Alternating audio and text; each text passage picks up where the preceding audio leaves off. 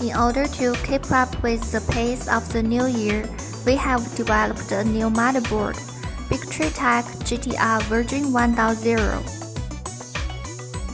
It's a high-performance 3D printer main control board with the core controller STM32F407 IGT6 chip of the Cortex M4 series.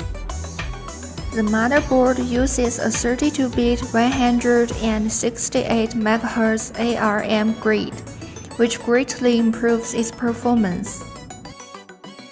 We have set 11 motor drivers on the board. There are 6 drivers on the motherboard and 5 on the expansion board. We also support the dual Z-axis printer. Onboard EEPROM is available. We also support the onboard SD card printing function and support the Raspberry Pi in connecting with the board to realize web control printing.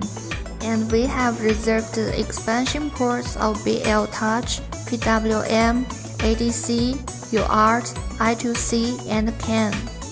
The main board and expansion board are each equipped with an independent K-type thermocouple sensor, and the PWM, STEP, DIR, and Master MCU do signal isolation processing.